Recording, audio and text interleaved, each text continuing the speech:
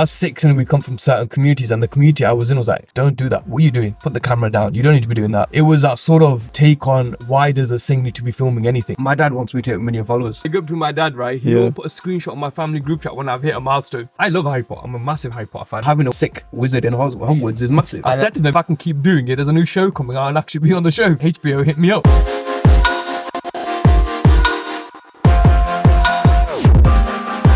What's up, people? Welcome to this week's episode of the Indy and Doctor podcast. We are in the same studios that you might have seen before. However, we are joined by a special guest. His name is Preet Sandhu. We have seen him everywhere. Everywhere. This guy makes mainstream content, desi content, funny content, serious content, Instagram famous, TikTok famous, and we're so glad he's here with us today. Preet, kedda? Not too bad, man. How are you guys? I'm good, man. That's a lot of content. Listen, I was like, I came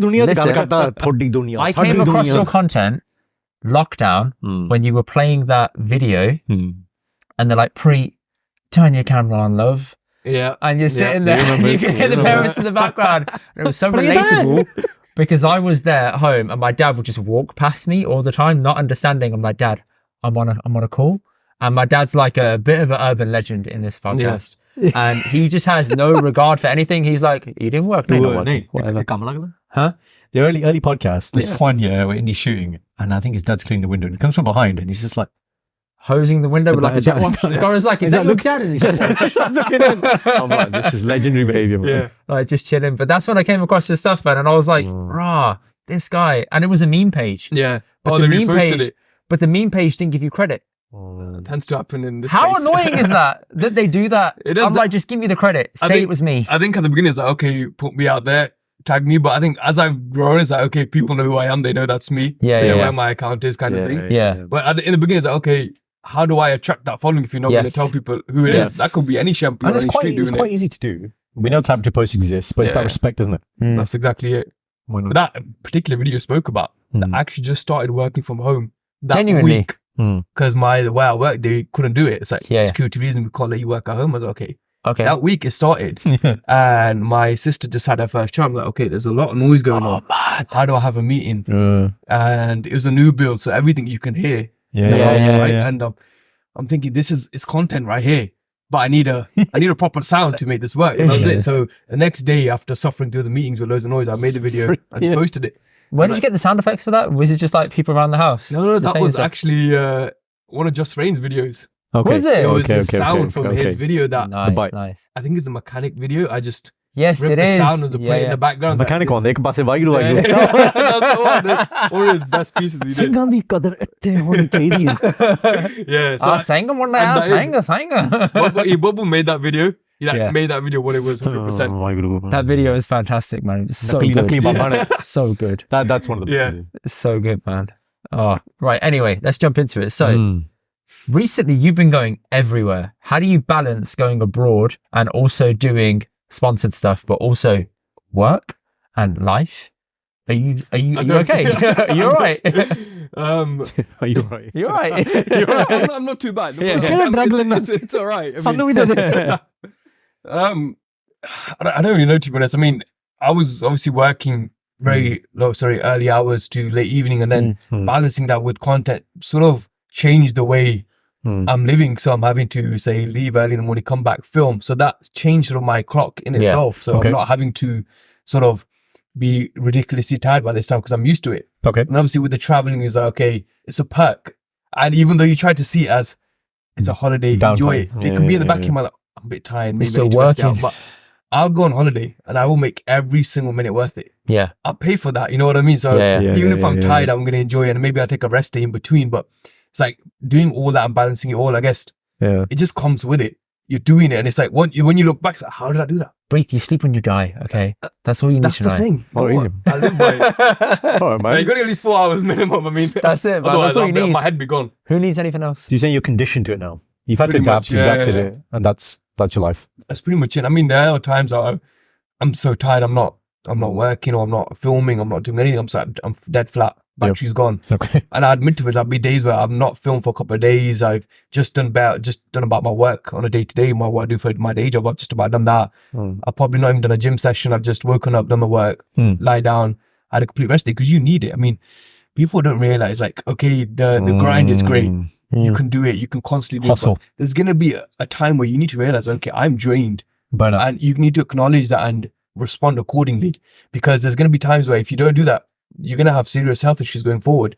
And your sleep's going to be affected. Your body will be affected. Everything. So I think I didn't realize till one of that happened to me. I started stressing a lot. I was getting forehead acne because I wasn't sleeping much, and I wasn't just concentrating on what I was doing on a day-to-day. My food was ridiculously bad as well. So do you have conscious awareness at the time this is happening to me, or was this a retrospective thing? The first time, absolutely not. And this is going back maybe 2.5 years. But ever since then, I am now. When I'm in, I'm okay. Stand back, chill, shanti, relax. Get some paneer. Content will be made. Yeah, exactly. Get some paneer and you get the energy back up, and then go again next week or go again on the weekend. That's all it is. I mean, acknowledging it is just the first step, and then doing something about it, you know? Yeah, and I guess from people that see your content, see our content as well, there's what you see. Like, you see a little, little clips, right? Bangers, 2 million views. Yeah. But what goes behind creating that? Only no one's a 30-second video would take me an hour and a half. Yeah, right. Because you want to make sure it's spot on. You don't want to half-ass it. Right in the beginning, I was changing my bug, changing my clothing, changing everything. And I was like, okay. Because I looked at people who had done content. I was like, that's how you need to do it. That's the standard. So that's why I do it. And then I realized maybe a year and a half in, as long as you put glasses on, as long as you put a hoodie on, as long as you change one piece of clothing, you're a different character in that sense. I was whipping up, I'm at the mullah, trying to make sure it's perfect and making sure the person who's watching knows that's a different person.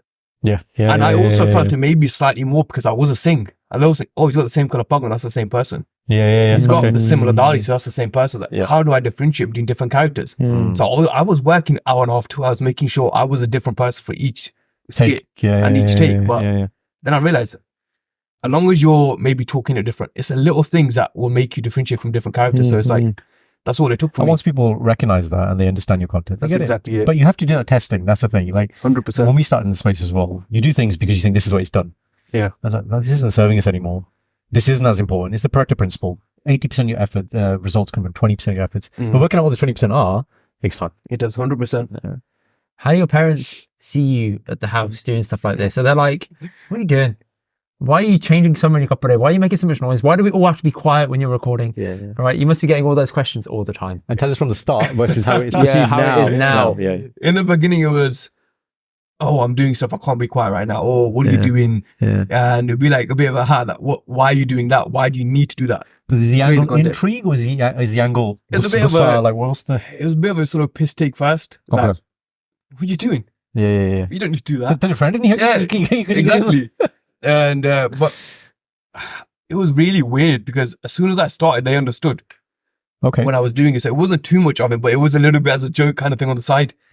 And then I think it was like, comparing to now, like you said, if I say, can you guys it'll be dead silent. As in there's respect. Yeah, dead silent. And I'm gonna ask you this question later, but from their perspective, when they look at what you're doing and they're thinking value end game, what do you perceive them to think about what you do? My dad wants me to hit 1 million followers. He's serious. Yeah, he's out there and he's saying, yo, what are you doing, Preet? What are you doing? Get this 1 million. Like, love it, man. Does he sit there and like watch it all as well and give you the full watch time? Like, big up to my dad, right? He'll put a screenshot on my family group chat when I've hit a milestone. And he'd be like, when I hit 100K for, I think it was earlier this year, I didn't even know I was at work. And he sent a screenshot. I was like, oh my God. I was like, okay. That's love, respect, man. I mean, in the beginning, it was a bit like, oh, you don't need to be doing that. You can do other things. But now it's like, he's fully support. He's like, yo, you're doing your thing. Where was the tipping point for that? When did he start being like, oh, this is something? I think it was when I started getting to the thousands of followers. I think he thought I was just doing it as a joke, as a side thing, which it is still a side thing, but it wasn't as serious back, say, 2.5 years ago. So he was like, oh, you're just doing it as a joke, haha, kind of thing.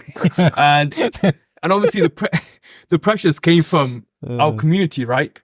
Why is Preet doing that? And my dad was a bit wary there, so why is he doing that? He would actually get those questions? Oh, yeah. And he'd communicate that back to you? Yeah. He'd tell me, oh, maybe don't do it. Like, he'd give me advice on it. Maybe don't do this, maybe don't do that. But I was like, okay, I'll take that on board and I'll consider how I do it going forward. No, sorry, just to delineate, was that don't talk about this one specific issue you're talking about, or don't do it as a whole, you're saying, people were saying to your dad? It's an interesting question there, because the sort of, we know us Sikhs and we come from certain communities, and the community I was in was like, don't do that. What are you doing? Put the camera down. You don't need to be doing that. It's like, it was that sort of take on why does a Singh need to be filming anything? Tell us more about that. I think it also stems from myself. I play tabla now and again. I'm okay at it. I can play at certain stages and get away with doing what I do, right? And because I did that, they say you can't do that and do that. So this is I get this. My analogy for that is, I'm a scientist, I'm a doctor. Tika? How can you believe in Rabb and also believe in science? No, but they can happily coexist. Exactly. And so the point was coming from communities. There's expectation as a Amritdhari Sikh. This is your image. Yeah. Therefore, the constraints are this. So why are you doing? That's the point they came out with. Exactly. It is that, and it's also the fact that I was born into it. My grandfather led a lot in our community and our organization. He was a big figure, and so is my father. So lineage, and so is my mom's dad. So my other grandfather, my nana. So expectation is So my expectation is everything. Cross the T's, dot the I's. You stay in line, right, or in their line. Because we all have our lines, right, wherever they are to us. But theirs was stick on the narrow, do this, do that. Do not do anything else we don't say is okay. So because it's not been done before. It's not been done before. Not a single person, I would say, in the community I'm in has picked up a camera or made a joke online. Yeah. But when I'm with them, tons of jokes. Off camera. Everyone's doing it. They can do it. They will do it. And they will go much further than my jokes. Right? Yeah, of course they will. Much further. Everyone has dark humor. Everyone has dark humor. It's all there. It's there, and it's like... It's funny in the moment, or some of them's not funny. I take a step back and say, you guys do what you need to do, but I don't find that particular joke funny. Right? But my jokes, they are family friendly. Yeah. But even them, they'll take to, oh, that's not a joke you should be making as a Amritdhari Sikh, right? And it's like, okay, the double standard there. Why? Just because. Why can they make that dark joke, but you can't make this joke on camera? Yeah. So this all sort of is the foundation of why my dad was told, why is Preet doing that? Right. Should Preet be doing that? My dad was told that. Yeah. So it's like my dad. Obviously, he's the elder, isn't he? He's a sort of a larger figure in the community. If you're doing this, why is your son doing this? Yeah, there's a disconnect, is what they're saying. Yeah. Did anyone speak directly to you? Absolutely not. I was spoken about on WhatsApp groups. It's cheeky, that, isn't it? I was spoken about within committees. Committees? Not a particular Gurdwara, but no, that organisation committees, yeah. In stage then no, they did. So I was in it. But you're doing good stuff. You're putting a Sikh image behind this content that is out there. Which is big. Thinking, yeah. That's massive. But theirs was you can't sit there and then sit on the stage because other youth are going to be thinking, that's fine. Everyone can do it. But I think what they don't realize is since I've done this, the amount of youth that have reached out. Yep. Or battling whatever they are battling, I'm giving my advice. The offline stuff. Right. And they don't see that. They see, that kid's seeing that kid play tabla, sit on the stage. And if it's school, Exactly, right. So that's where, we're going back maybe a year and a half now. It's completely fine. They accept it. Most do. Some still say one thing, but it's natural. But they're seeing more of the benefit. Yeah. So it does happen. But I think that's where I sort of saw the true colors of where I was. And the people I was surrounded by, everyone wasn't rooting for me. Even the one that were rooting for me to my face, secretly rooting to you. Yeah. That were not rooting for me in the meetings or whenever these things were happening. I mean, people would send me screenshots it's interesting because the things would be said about me, but they wouldn't defend me in the group. They just send it to me. I'm like, okay. Yeah. No, we get that. It's like there are people on a spot platform who are private messages, but publicly they won't say it. It's like, what are you ashamed of? I don't understand it. It's that as well. It's people are shy though. People are shy, 100%. But it's sort of in regards to sort of negativity and negative comments, they would share them with me, but not respond to the person saying that's not right. So I'd say, okay, you want to share with me? It's like I see it as, look, someone tried to shoot me with an arrow. Yep. They've missed. But what that person's done is to pick up the arrow and stab me with it. So I didn't need to see their comment. I mean, in the beginning, did it affect me? Maybe a small amount, to be completely honest. Okay. But I'm at a point now where everyone has an opinion, whether they like your content or they don't like your content. It's entirely up to them. I'm not here to please everybody. And you're entitled to opinion. Exactly, 100%. It's okay to disagree. That's important. Yeah, Ricky Gervais said it. He said it brilliantly. It's like comedy's subjective. Yeah, you don't like the joke. Move on. Keep going. Yeah, you can't relate to joke or you don't like it. That's completely fine. The joke wasn't meant for that audience, and that's it. And even then, obviously, Ricky Gervais do it. They're great. They're much more brutal jokes as well. And I'm not really incredibly threaded into that at the moment. So why never understood my jokes weren't like that? So why was I receiving it? But it doesn't matter what trick you do, you still receive it regardless. So we have, so what you're talking about there, Preet, is like, so we did a whole thing about castes, right? Getting married, that kind of stuff. And then when people say, oh man, I forgot about this. Yeah. You shouldn't do this, right? So this happens a lot. And I've had close friends who've come up to me and said, I'm trying to broach this conversation. How do I position it with my parents? Yeah. I said, the way to go back is you go back in curiosity. So the same thing you had there, it's like, this is wrong. So the thing to go back with isn't anger, it's why is it wrong?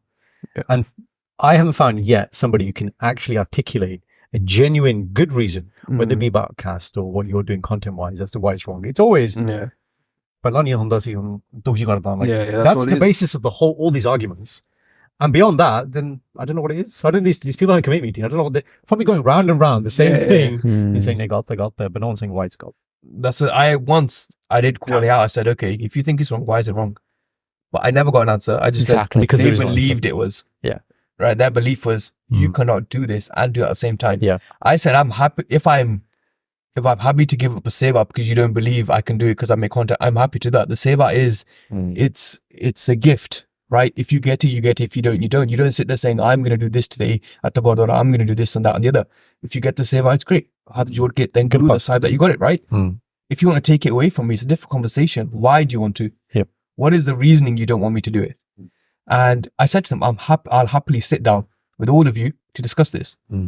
Nothing went by, time went on, I carried on, they carried on, and that's what happened. It just picked it out, disappeared. Because there's no basis to it. There isn't, no. That's the point. But the fact you made that stand in a really good way, you asked the question. Yeah. Did you know the people who were on your side in that moment and who was supporting you in your friendship circles or community circles, or were you unsure of everyone and you're thinking, how do I trust my own instinct here to actually still think, well, everyone's saying I'm wrong, maybe they're right, but within yourself you stay comfortable and confident and staunch in your belief? The thing was about this, not a lot of people knew about what all these meetings or committees were saying. Okay. It was either the people saying it, their little group of sort of holding the agenda for them, and then me and my family. You know, that was it. So that was all the people. Honestly, they probably made t-shirts and everything. Yeah. So not a lot of people knew. So I didn't really know who was on what side. I just knew the people that were saying the sort of negative stuff. Yeah. Obviously, my family was like, yeah, tell us what Preet's done. We'll discuss it. Yep. They were backing me 100%. But there wasn't a good and bad side. It wasn't clear. It wasn't clear at all. Got it. Even when it comes to friends, some of my friends in the beginning, they doubted what I was doing. So, what are you doing? Like, again, from what perspective though? I understand the community angle we talking about. But friends, tell me their angle. Friends in the community or out of the community first? It's more or less the same, I'd say. Okay, fine. Because most of my Sikh friends are from similar communities, right?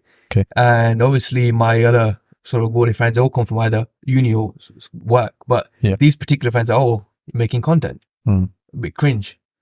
Oh, interesting. Okay. Interesting. Okay. But see, this is why I differentiate between friend and acquaintance. Okay. And I've always seen it like, if I'm your friend, I talk regularly. I'll pick up the phone and I'll call you. An acquaintance is greeting. Yeah. How are you? Small talk. Carry on. That's it, right? Yeah. And I'll see you when I see you by chance. Exactly. We're not going to have a separate if conversation. it's a smargam or if it's a Geetan program, I'll see you there. That's kind of it. That's where sort of it ends. And they were sort of using this conversation with friends of mine. You see, and then that's how I would come back to me and say, okay, I go, that's fine. They want to say that, they don't enjoy it, but they follow me. Disconnect, innit? You enjoy it, but I don't think you should be doing it. Yeah, that's so mad. That was what was baffling to me, is that you support me, which is interesting, but you don't like it. I go, if you don't like it, that's fine. You don't have to watch it. Yeah, it did. You don't even have to follow me, but I appreciate the fact that you have followed me to follow up on me. Yeah. Like keeping up with Preet. What's he doing today? Yeah. I had loads of that in the beginning. So many of my haters, let's call it. Yeah. But they were actually friends first, like watching me, but not saying Preet, oh, this is funny, or liking or doing anything. We get the same. It's normal. Yeah. A lot of that sounds like jealousy, man. Honestly, it's this idea that somebody I know who's my friend, who's normal like me, same level, is killing it. Success. Yeah, that's exactly it. That's it. I mean, where I come from, especially attending smargams or programs or events, I come from a family which is, I don't want to say in a sort of a egotistical way. But it's so you're known as a family, right? And you guys are a public figure basically in that community space. And when it came to it, it was like, okay, the same thing the committees are saying, you're doing this, and I didn't see you doing this. Why I wouldn't see you, Preet, picking up a camera and filming? I mean, I was always a joker. I'm the funny sibling, I'm the funny friend, I'm the school class joker, right? Yeah. And I never thought I'd pick up a camera and film, but neither did they. But when I did, they still couldn't get past the fact that I'm just Preet. Yeah. I'm Preet. What's Preet doing? I'm Why is he just doing Ken. I'm just Preet. Exactly. Yeah. Exactly. But some of them came around. Some of them, I'd say the relationship sort of distanced itself, and I just moved forward. I can't keep moving forward having to say, oh, I'm doing this because of this, or I enjoy it. If you don't enjoy it, that's completely fine. Yeah, exactly. You didn't get the chance, obviously, with the committee because they didn't come back. But with any of these kind of friends or whatever they were, did you have any extended, long-form conversations with any of them so they can understand why you're doing what you do? Kind of. Okay. What I think it falls down to is... but he doesn't need to justify himself. No, absolutely. But I'm saying if he's asking them, why is this wrong, what I'm doing? Yeah. I'm more likely to have that conversation with a friend because I care than rather random committee of it. That's what I'm asking. I think what it was is just with the generation we live in, they're incapable of having these conversations. Yeah. I've grown up with a vocal family. Yeah. Right. We can talk about a range of things.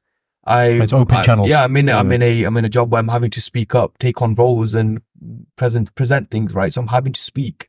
Yeah. Where the generation we're currently in is, I will speak like this. Yeah. But I don't want to speak with this because I don't know how to articulate my words when they come out of my mouth. So that's sort of the reason why a lot of these conversations didn't happen. I mean, realistically speaking, I have 2 or 3 friends. Like solid bonded. That's it. Yeah. And then within that group, they have their own siblings and cousins which are a part of it, but 2 or 3 are the same. Yeah. And that's since the pandemic, since I started. Like, I knew so many people. Did you just wean out people? Like, just say, yeah, you know what? You're not really for it. Or you're just not you're judging your friends on the support they give you. It's people show their colors when you start doing something out of your comfort zone. Yeah. And I heard this from Chris Williamson. He said, when you're on the rise to the top, people support you. When you make it to a pinnacle, they want to tear you down because you remind them of the dreams they never fulfilled. Yeah.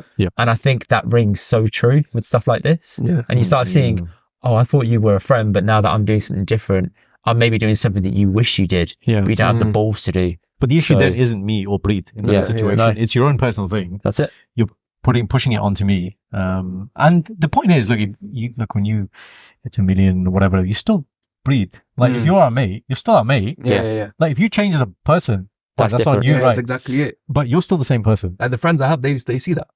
Good.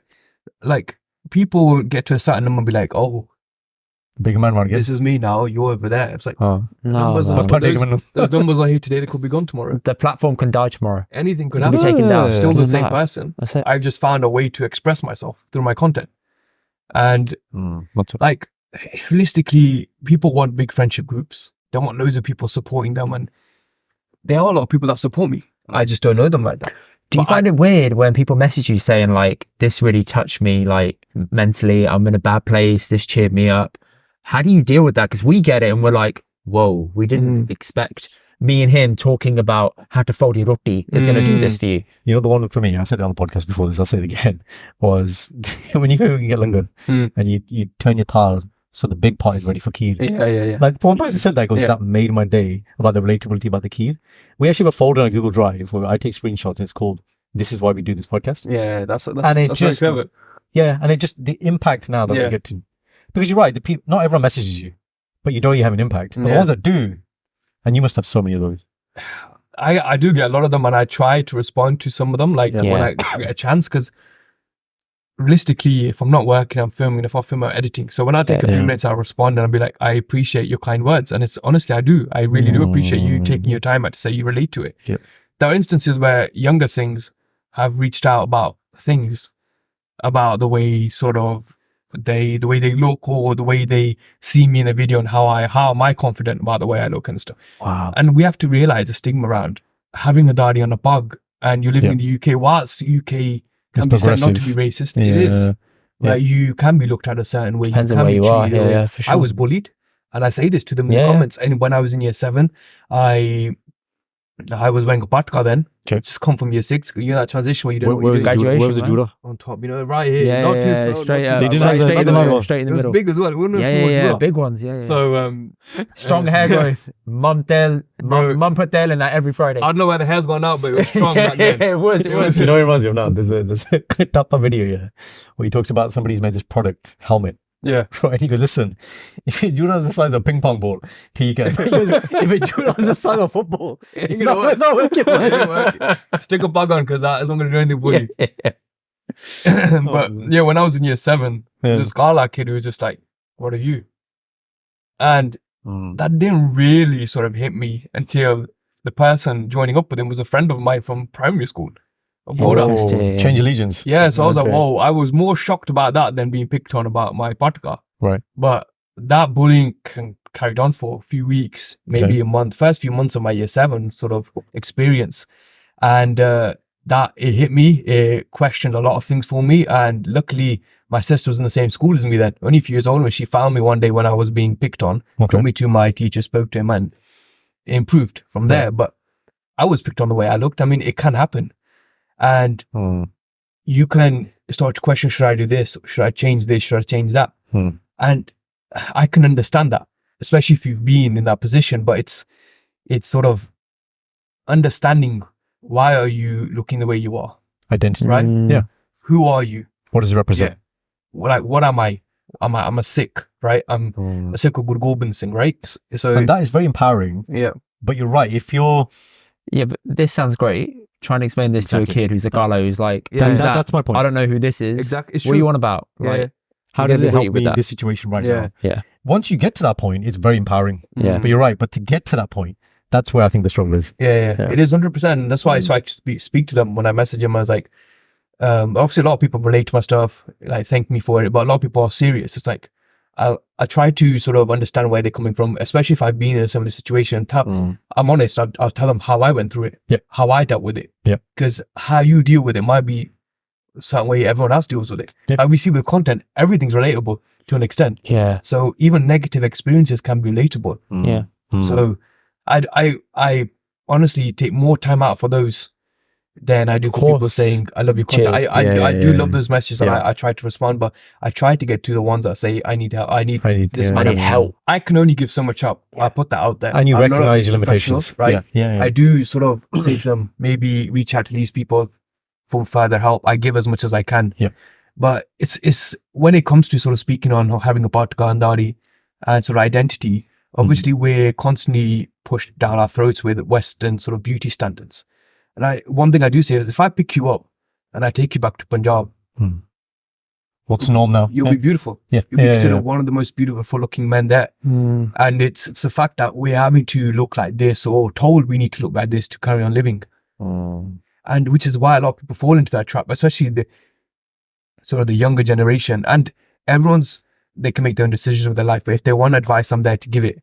I do think the younger gen have got it easier than what we had, though. I mean, from a bullying aspect in the physical, the online version is a new level that is unlocked, and I just think I don't know how to deal with that.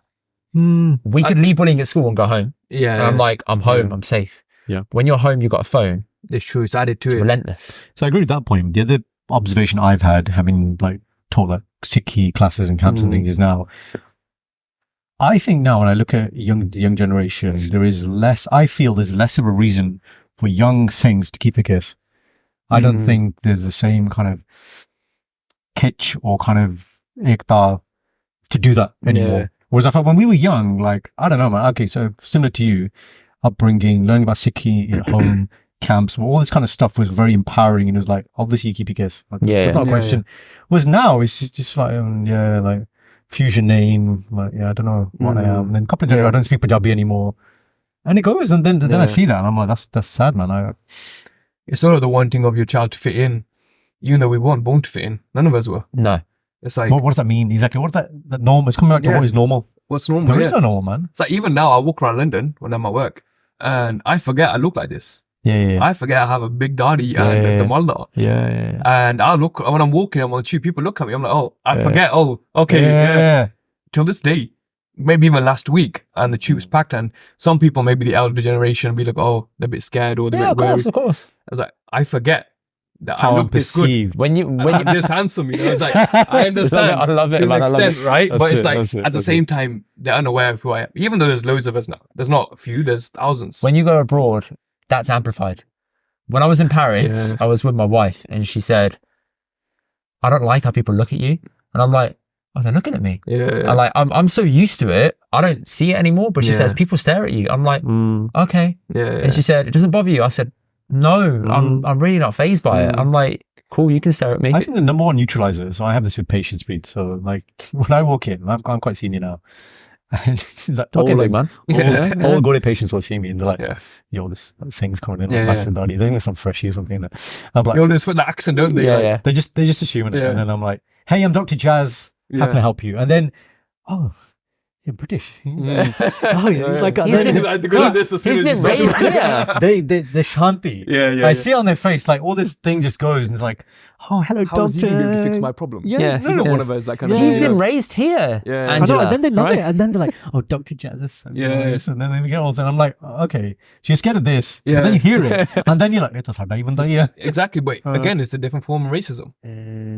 Certainly it is. And it's happens so often here. But I think with him, his racism's different. His one vanishes quickly because he's getting them out of pain. He gives them a physical result, and they're like, "I'm cool with you now." They're in need, but actually, what I use, I'll call myself my own platform, is there are a lot of instances. Like actually, this is really interesting. Heartlands Hospital, one of the wards I used to walk in. As you go down, there are pictures from the community. I don't know which photographer's done it. Really old pictures.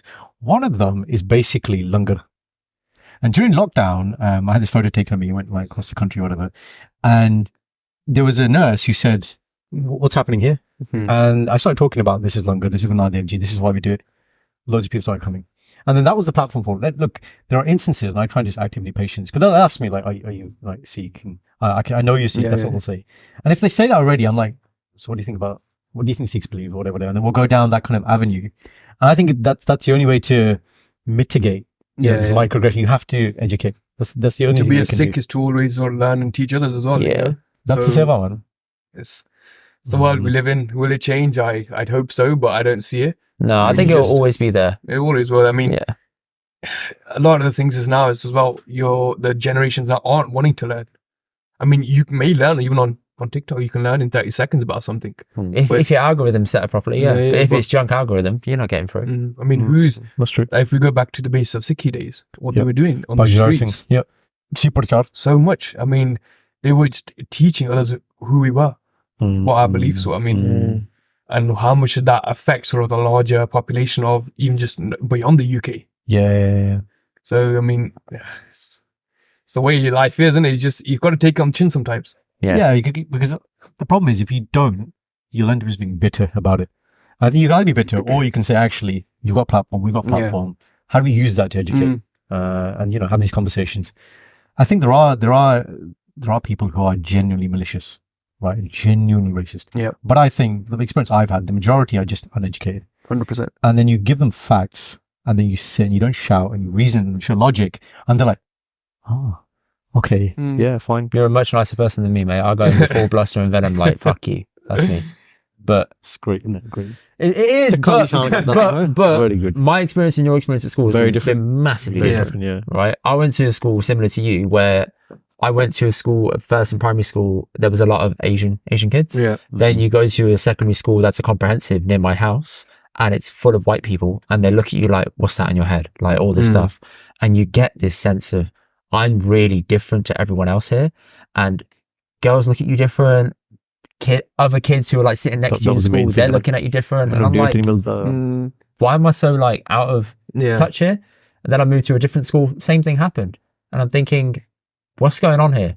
If I didn't have role models like my brother and my dad to sort of help me through it and say, you can sort this out, you can do this in this way. I had a brother who was saying, any problems, call me, I'll beat him up. I'm like, not the angle I'm going for, but it's nice to hear that you would do that. That's exactly to add to that as well. You know, when I was going through at that young age, I mean, we talk about community now and what I do, but back then when I was going to them or going to sit in some of the song, it helped so much. Yeah. It's like, obviously later in life, I saw a different thing, but back then when I was sort of innocent, I was saying, okay, this is why I'm here. This is why I feel part of you know. So that helped me massively, along with a lot of my brothers and my dad and especially my sister when she's in school with me. Yeah. But it was there as well as sort of a foundation for me to go back to, which sort of helped me massively, made me become who I am today. Love it, man. First question is then, adding on to all this, rewinding massively. Yeah. Why did you pick up a camera? And what was the first video you made? So the why for you? Yeah, I say it's a very it's a long answer, to be honest. Go for it. I think we've got a long time. We've got to make you into a reel then. Yeah. 60 seconds. Yeah. I think going sort of back to 2020. Yeah. I think it was just after the second-ish lockdown. Okay. So March was the first one. This is the later one. Yeah. I was in a very dark place, a very sort of deep, dark hole, if you could say. Okay. And I didn't see a way out of it. I was sort of going through the motions of the day to day. I was eating rubbish. I didn't want to work. I wasn't moving my body. I was mentally going through some stuff. Okay. And I was at war, like in my mind, and I was losing, massively at the time. And before we even thought about picking up a camera or even my phone, I had to make some drastic changes in my life to get out of that rut. And it's funny because I spoke to someone about this about a year and a half or two ago. I said to them I had to level up. I was like, it's the same Preet, you've not leveled up. Okay. I'm like, I can understand where you're coming from, even looking at it. Yeah. But when I was in that hole, I had to go certain levels above myself to get out of there, and I had to change things. I had to change what I was eating. I had to change the people I was spending time. I mean, the benefit of that was having to spend too much time with people because of the pandemic. Yeah. But as I having to change so people I was texting and talking to, and I had to move. I was going for walks daily just to change my mind, my mindset, and how I was feeling. And then that a good 6 months, what took me to sort of become or to put myself in a better place than what I was at. And this is still pre-recording, though? This is still pre-recording, yeah. Okay. This is just coming into now the new year of 2021. Okay. And once I was out of there, I was like, okay, what am I doing with my life? Mind you, I've just told you that, but about a month or two prior to all that happening, I just started a brand new job in London. Okay. I was living in London for the first few months. Okay. That added on to everything I was going through at the time. The anxiety of... So everything I was going through, plus that was weighing me down even further. Yeah. And I'll be brutally honest, it was a bad time. Like mentally, it was a challenging time, and I spoke to people. I spoke to a professional at the time. Yeah. It helped to an extent. Okay. I mean, with the person I am, I can acknowledge what's going on up here, but I just don't know what to do. So what I started to do, I started writing down. Journaling. What was going on in my head? Well, how can I take this out myself and see what it is that's actually going on? Yeah. And to be honest, the biggest helper through all of it, my brother. My younger brother. Your younger brother. Yeah, he massively helped me through what I was going through.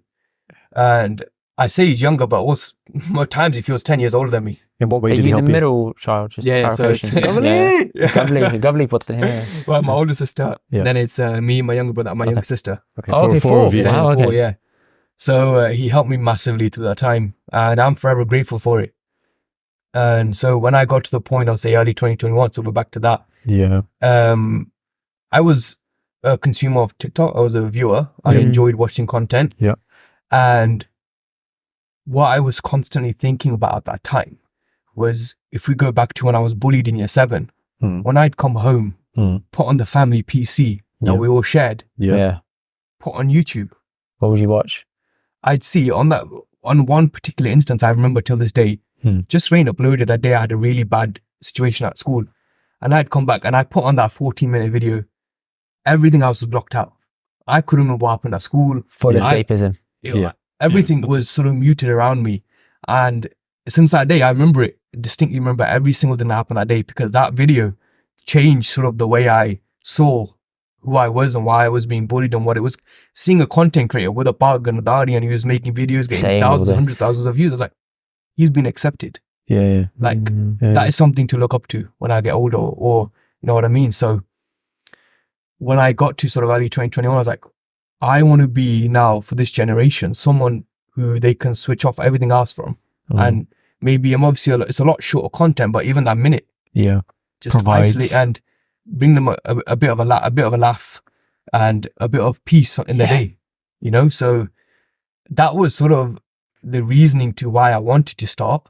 So it wasn't for yourself? No, I don't feel like it ever was. I feel it was because I wanted that 12-year-old who had a bad day at school, or even the 35-year-old who had a hard day at work. You're doing it for your younger self. Yeah, my younger self, and even perhaps my older self, because if I've had someone's had a difficult day at work, or just difficult circumstances in life. Life circumstances. So they can put it on, see me, especially my own community, right?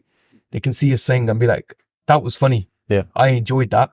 And then when they go back, they'll go tell someone else, this was really funny. Or, you know what, that made my day. And I received those messages in my DMs like you mentioned. And it's like, okay, that means so much more to me because of when I was 12, 13 myself. Yeah. And that I'd say was sort of the main reason to why I picked up the camera. Now, to answer the second part of your question, the reason the video I first filmed was when the funny friend opens up. That was the first ever video with my face in it. The first actual video was me doing a silly singing thing, which I found funny, but it wasn't me. The first actual video with my face and with several other characters with different bugger colors was when the funny friend opens up.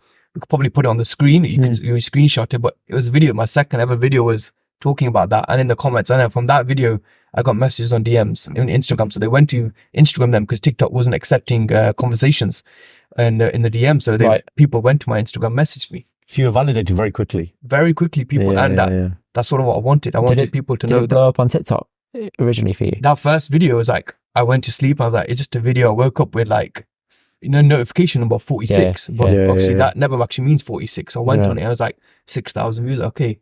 Wow.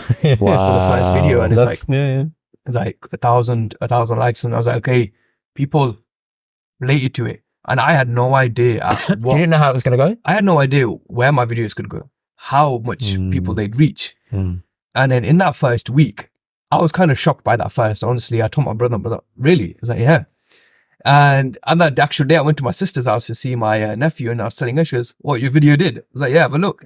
Everyone was a bit shocked first. And my mom was like, she's loving it. She's like, this is great. like I mentioned earlier, my dad would always post about my followings. My mom's been 100% my number one supporter from day one. I love it, man. And she always knew why I was doing it, like the real reason why I wanted to do it. Okay.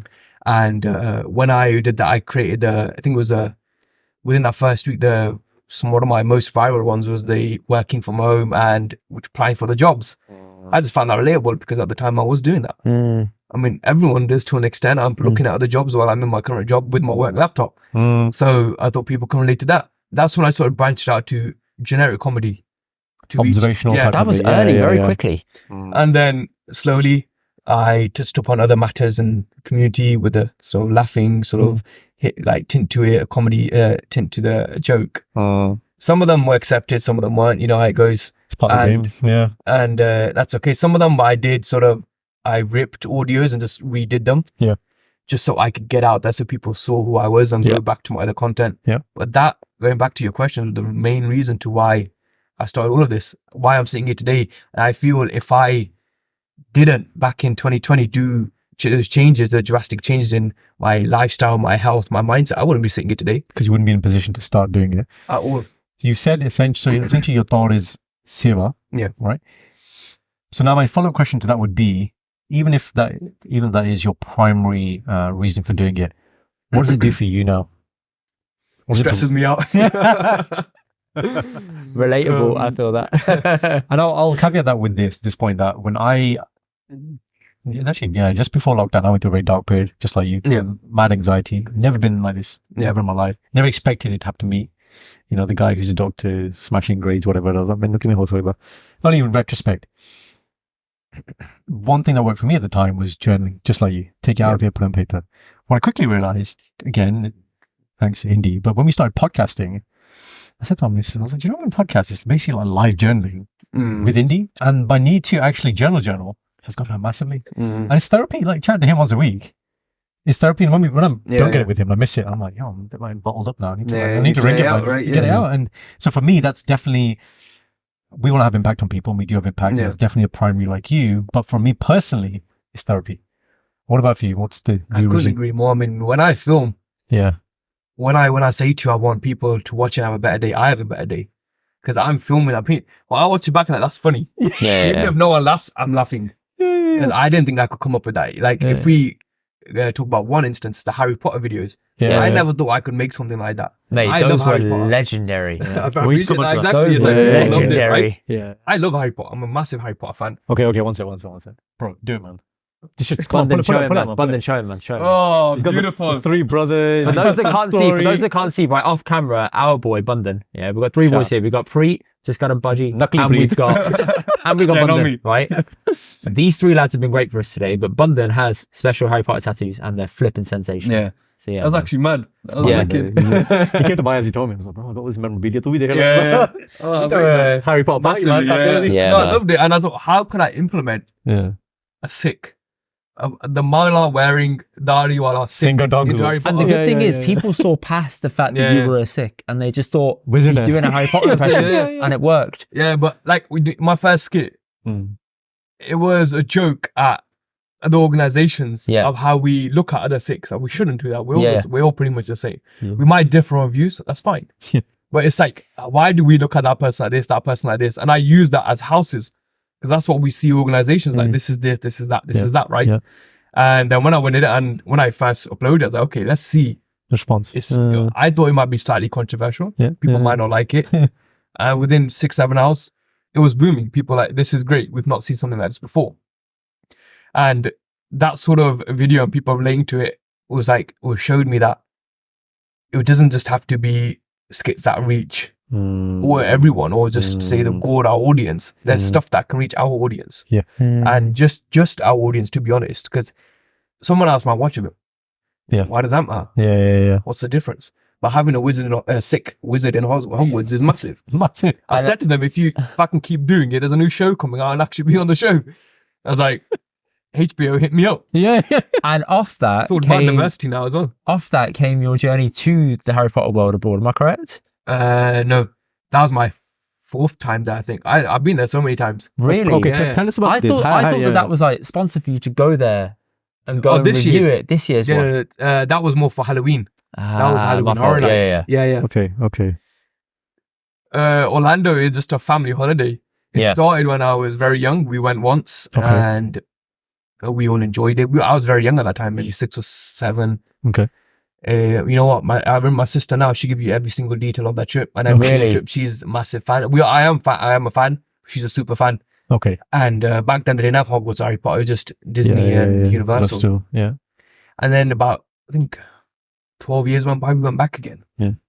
Then we realized, it's how I talk about my videos being an escape for people. That actual world is a massive escape from the working world. It's yes, it is. Yeah. You're not thinking about your day job. Yeah. Like now I think about content around that, but I wasn't thinking about that then. I'm thinking about that ride is amazing. That 4D show. Yeah. People, I know on purpose people have to be extra nice and just, but it gives off such a better vibe. You're like, I enjoy this place. Like I could go to a different country and experience the culture, which is what I do, but I like this because it provides me with a place that nowhere else does. And I'm not being looked at by the worker like, who are you? Yeah. Because they have to be nice. Yeah, they do. Probably thinking it. Yeah. They're like, how you doing, sir? How you doing? Have a good day. Most of my sort of pleasant experiences in America have come from going to that place. I've been to a fair few states. Yeah. But even though Florida has a massive question mark on it, how violent it is, going to Orlando specifically, get my words out. Specifically. It's not bad at all for me. So we've been about a fair few times now. But yeah, this year we're just doing Halloween Horror Nights because in 2017 we went once. Paid a massive amount of money to go for just one night. And we couldn't get all the houses done because you got like 3-4 hour wait queue. So we can't stand that long. So we were there for 6-7 hours. And then we went back a couple of years later. Said, let's book a week there just for the Halloween Horror Nights plus the other stuff. We loved it. Did all the houses 6-7 times. Whoa. Then went back at the time, and then we did it all over 2 weeks. We spread them out. One day we do Halloween Horror Nights, we do this. Then we kept going back. Then we did it all so often that we just go back to enjoy the vegan food at the park. So then this year when I was like, I know what I want to do. I want to do this, and this. I knew all in my head how to walk around that pub because the map is in here. You've been so many times, you know that. The Marauders map. The Marauders map. Listen, if you need to go, ring me. I'll tell you how to walk in, which way to go. I'll tell you the location. On a level. Yeah. We were going to do it before we had a baby and then Shindy got pregnant. Yeah. But now we're like, okay, that needs a full... I'm coming to you, man. Tu plan bana di. I'll do it. I'll sort you out. I'll come with you. I'll come with you. I want to go. You got to watch all the Harry Potters though. Oh, mate, I watch them every Christmas. No, backwards. Backwards? Yeah. Why? You're not true fan. You don't watch backwards, man. Why do I want to watch it backwards? Then while you're watching, you got to read it at the same time. I want to watch them slowly get worse. What are you talking about? The first one's a cringe acting, man. Yeah, but the children. I know. But the levels between that and the end. Listen, we're going to lose our team here, man. Easter egg, you know, as you watch the logo at the beginning of... It gets darker each time. I'm a true fan. I was like, that's lit. The way they did that, I was like, that's really cool. I mean, where do me and my siblings are doing a marathon coming up to... I'd say Christmas, but it's my sister's birthday on Christmas Day. Okay. Oh, so we celebrate my sister's birthday. So we do a marathon leading up to that. That's what we do, Harry one. Yeah, so, so that's coming up. How do you feel about the separate point? How do you feel about Lord of the Rings? You know what? My dad loves it. My brother loves it. That's not the question, man. Do you love it? That's the question. I can watch it, but I just now, you know, they watched it last year, back to back. I'm like, I want to do filming or I want to do this or have an event. I can't dedicate 3.5 hours to the movie. I love it. It's that's all I need to know. But it's just too long for me. Well then, so double that. I don't like it, man. I think the films are too much. The fights are amazing though. Yeah. And the wars, I get that. I get that. Doesn't understand. I get chopping that. people up. The fight's finished. Helm's deep in it. Why are you chatting for an hour? Just wrap it up. Yeah. Through the ring in the pit, everything's done. Yeah. Everything's finished. It's not as simple as that. It's the journey. Imagine you had that. It's not about the destination. It's about the journey. Yeah, fine. Imagine you had the ring. I wouldn't want that ring. Throw it? Exactly. Everyone wants to cast it into the fire. He doesn't, man. It's not that easy. Gotcha. You black and white, nothing black and white, man. But on that note, I'm not much of a Star Wars fan. If we're going towards movies, my days. Geez. I can't do it. You're killing me, man. What about 4, 5, 6? The originals, the first 3, episode 4, 5. He's like in bro. Which one is that? Is that the one with Han Solo? Obi-Wan is now done a show. I don't even know. Han Solo. Nah, I don't know. I like the other ones. You know the one where Darth Maul. Natalie Portman's in. You're like, oh, for fuck. The new stuff, Felicity Jones and stuff. Yeah. The Natalie Portman 3 they did. You like 1, 2, 3? They were good. Oh, geez, no, they were horrible. No. If you look back at Reddit, the people actually say we shouldn't have hated on it. Okay. They actually say sources. We shouldn't have hated on it. People say, all right, okay, 4, 5, 6 were great because the lightsaber actually was a lightsaber. Like you cut through something, people die. In this one, the latest one, 7, 8, 9, was that really? You cut through something, nothing happens. So to them. safety. Like they're like, they're like semi-hurt. I'm like, no. You've basically downgraded the purpose of a lightsaber. You want real Shastra. You want the real chance of somebody dying on set. I want it to work in the way that I was told in the original films. We're coming back. We had this staycation a while ago. We were coming back on the motorway. Sign comes up, crash. What do you say? I said, yo, if we're going to be sitting in this traffic, I want to see a good one. You see what? I want to see a good one. I want to see like flames. I want to see like how bad the wrap-up is. I'm like, I hope everyone's okay. Genuinely, I hope everyone's okay. But I'm like, how bad's that wreckage in the car, man? Right. Yo. So we got your favorite character, Darth Vader, I'm assuming. Vader? Yeah. Gives off that vibe. You know what I mean? You know what? I don't have a favorite character, genuinely. I just watch it and enjoy it. But if you were to turn, you turn. I wouldn't turn. Yeah. I wouldn't turn. I'm a moral. He knows how moral I am. It actually annoys him. Yeah. Thank you. I don't expect him to be like that. Yeah. I'm like, Indy, let's get it done. I'm very straight. I'm like, no. You have to do things properly. Should we do it? And could we do it? I just have to do things properly. Can't take shortcuts. Yeah, a perfectionist. See, perfectionist. Ducky. Shut up. So solo content, being a solo content creator, what's the difficulties with it? Tell us about that, man. I couldn't do this without him. Because it's just you, and I can't do it without him. So doing it solo, I mean, changing characters used to drain me. Because, you know, like when we talk about being a perfectionist, I'm timing my damala to make sure each lard can be perfect in the video. It's the ruler and spacing. That's what's sort of tiring. I don't have the ruler and spacing. Yeah, larda spacing hondi hai. You gotta have it. I mean, look here. That doesn't take me 5 minutes. I thought that's natural. I'm like, listen, that's just over time you get used to it. But there must be somebody who does that, man, with ruler. Probably. Yeah, 100%. Probably. Boys, verify. Do they? Does man. Two fingers. Yeah, I see that. Yeah, fair. That counts. I don't know. I don't feel it to be that difficult. I mean, when I did a few YouTube videos actually. Okay. On that note, a football one and a different skit I did on there. The football one required other people, so my brother and my cousin they pitched in on it, and my cousin was able to get software, got the cameras, etc. set up. Yep. That's when I need other people. I know I need them. But being a sort of solo creator and just doing content for social media, sort of TikTok, Instagram, Reels, and YouTube Shorts, it's not too hard because everything can be done on my phone. And the one thing I benefit from is when I film, say on a Sunday, or on a Monday, I'm having to go to London, I got 2.5 hours. Sitting there. 2.5 hours to sit there and edit. When I'm sitting there on the train, tubes, I just sit there and just schedule reels, get things ready, write all the copy, find some music, like I do all that stuff. Like in the first time when I first got the job, I wasn't doing anything. Thank you. I wasn't like in the train. I tried reading, I tried puzzles, I tried drawing, I tried everything. I couldn't get anything because it was a long journey. And then obviously when I started filming, I was like, I can save the editing. Yeah, you can save the time for that. The traveling. But I don't know. I feel it to be sort of okay at the time, and like right now. Yeah. In the future, it might get a bit more difficult if I get into bigger projects. Into the scaling. Yeah. Obviously, which is, I guess, will happen naturally. But I am looking at that now. Do you have a team at the moment, or? Well, no. Well, as in editing and no. Is it just you? On my job. Do you use do you use any other platform like a Final Cut or like a Premiere Pro? I used Premiere Pro for a bit. There was DaVinci I used for a bit. That DaVinci I've heard is good. Free version of that. Yeah. And now just CapCut, to be fair, on my phone. Yeah. They would sometimes want you to use sort of app, so editing in-app, right? Stuff. But yeah, but the Instagram in-app editing is it's not that great, so I just stick with CapCut most of the time. Premiere Pro if I need to, if I'm doing larger videos.